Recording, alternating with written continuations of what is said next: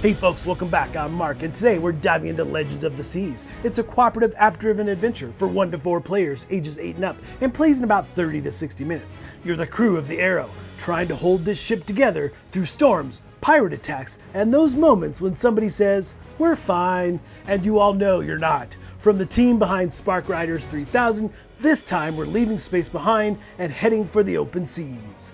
So the app's doing a lot of the heavy work here. All the characters are fully voiced, and it runs the story, the enemies, the weather, really everything. It tells you what's happening, that it's your turn to react. Everyone acts at the same time, running around the ship, taking actions like maneuvering, firing, or repairing, and helping each other out when things start to break down. It's that kind of game where everyone's talking over each other, but in the best way possible. I've got the helm, somebody grab the barrel, and yeah, I'm usually the one panic repairing the hull. So on your turn, you'll move through the ship and decide how best to pitch in. Maybe you're racing to the cannons, maybe fixing a crack before it floods the lower decks, or maybe giving a teammate a boost so they can finish their job. Since everyone's acting together, there's never a lull. It feels alive and messy and tons of fun.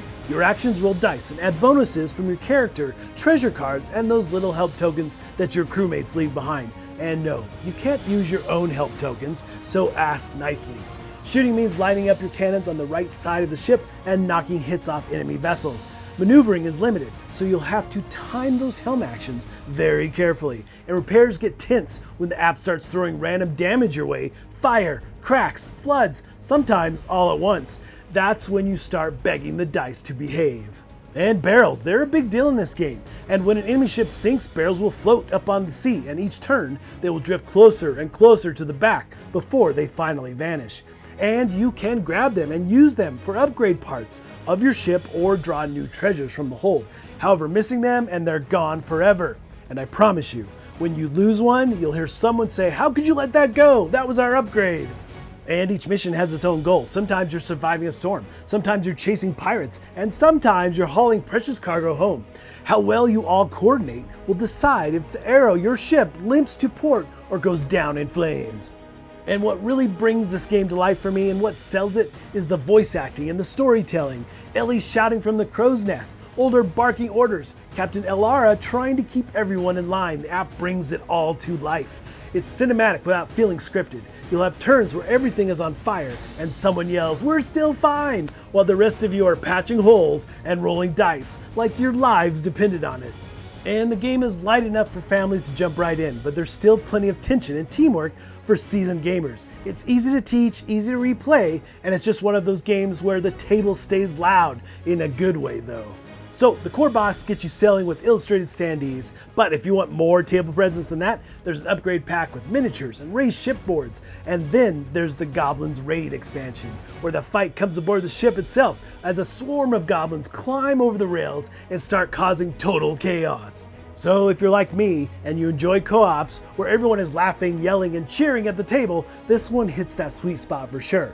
So man the cannons, grab the barrels, and maybe keep a bucket handy just in case things catch fire again. Alright folks, just a reminder once again, this has been a Dice Tower paid preview, and everything you've seen has been in prototype form, so keep a close eye on the campaign for any changes that still may occur. Now with that said, like I said, game is full of chaos and mayhem, and just a ton of amazing storytelling with a great voice acting behind it. Now, I only had the one mission to play in the app, but the app feels very complete even with just the one mission. So I look forward to trying more missions and more of the game for sure, as there's a lot of neat things to experience here, but it is kind of a free-for-all. It feels that way, but you're all working together to man all the things happening on the ship, trying to repair things and also shoot at the goblins with the cannons, but also getting the barrels so you can upgrade, because upgrading is going to be a key thing throughout the course of the game. But folks, ultimately, if this does look like something of interest to you, I'm sure they'd appreciate your support. So I think that's it from me, and until next time, we'll see you at the table.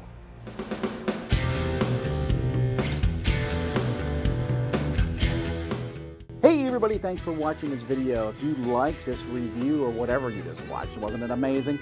Check out our channel, Dice Tower. We have all kinds of things. We review games, we do top 10s, we play games live. It's all about board games, but especially the people who play them. Check out Dice Tower YouTube channel.